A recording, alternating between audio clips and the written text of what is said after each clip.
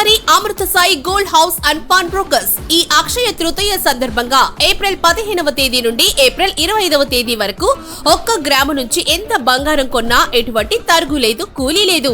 తాకట్టు వ్యాపారం, బంగారు ఆభరణాలపై రుణ సౌకర్యం కలదు. ఈ అక్షయ తృతీయ సందర్భంగా ప్రతి ఇంట బంగారం, వెండి, లక్ష్మీ కటాక్షం చేకూరాలి. ఇట్లు దేవతి రామారావు, దేవతి ఈశ్వర్ సాయి, దేవతి వారి Amrutha Sai gold house and pawn brokers, JK hotel ప్రక్కన, కురిచేడు రోడ్, దర్శి.